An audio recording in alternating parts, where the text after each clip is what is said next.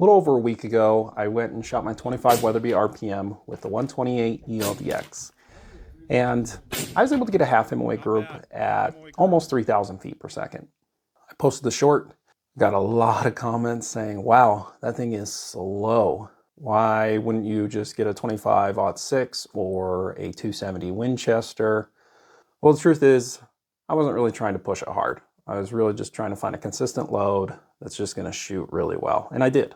Yesterday, I just decided to hot rod my 25 Weatherby RPM with H1000 and the 128 ELDX. And I got some pretty good velocities.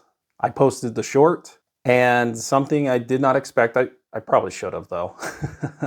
I mentioned 270 Winchester, and boy did the 270 fanboys come to attack me.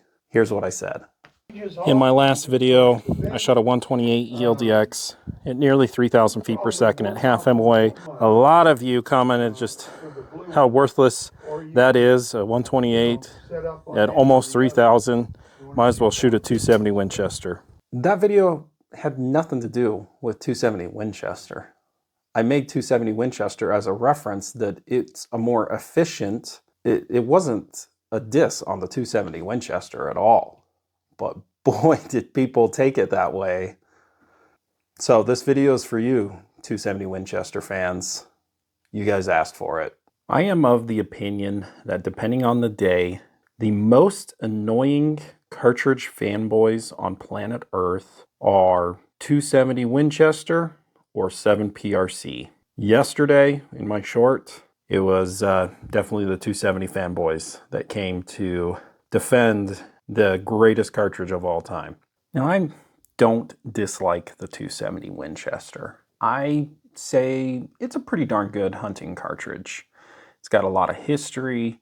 It's kind of versatile, especially with the modern twist that you can get in. It's a good cartridge, okay? Again, it's not my favorite. I don't love the cartridge, but I could say I have some respect for it. And people can make a very good argument that all you would ever need for the lower 48 for all game is a 270 Winchester, especially if you got a faster twist, say from like Browning. With all of that said, this is going to be a comparison video. So, how does the old classic 270 Winchester stack up to the brand new 25 Weatherby RPM? We're going to find out. Let's just start with the good old ELDX. People love it or hate it. But since one comment mentioned a 130 grain ELDX out of a 270, which by the way doesn't exist, let's go ahead and compare how the 25 Weatherby RPM with the 128 ELDX compares to the LDX offered in a 270 Winchester, which is a 145 grain, by the way. All right, we've got GRT pulled up, the arbiter of truth. We've got the 25 Weatherby RPM pulled up, okay? This is my personal water grain capacity is 74.4, and then what it's loaded at for my rifle, 3.330 inches.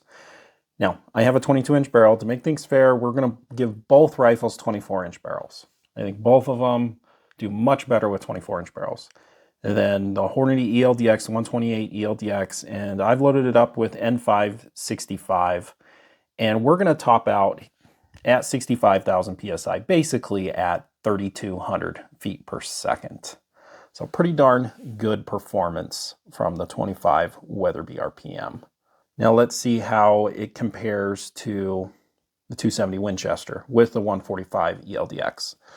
So this is water grain capacity that of some of my 270 Winchesters that I have measured. I've done a ton of 270 Winchester testing. 68.5 is about where it's going to be at. Again, 24-inch barrel, 145 ELDX with N160. And we're topping out at probably around 3,010 feet per second with N160. Let's go ahead and get the ballistics for the 270 Winchester with the 145 ELDX, which has a G1 of around 536, so not bad, not great. Muzzle velocity of 3,010 feet per second, 2,918 foot-pounds of energy at the muzzle. Let's just go straight out to 400 yards. Bullets going 2,338 feet per second, 1,761 foot-pounds of energy. These numbers are in MOA, how much drop, 5.72 and 2.27 in wind drift and a 10 mile per hour wind. 600 yards.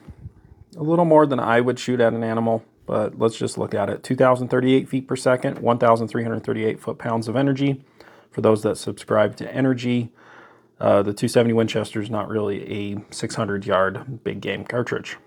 Then 11.25 in drop in MOA, and then 3.63 in wind adjustment. Let's look at the 25 WBY RPM. With the 128 ELDX going 3,200 feet per second, we're at 2,911 foot-pounds of energy. So it's basically identical. There's just a little bit less energy than a 270 Winchester with the heavier bullet. 200 yards, 2890, 2,374 foot-pounds. Let's go to 400, 2,601 feet per second.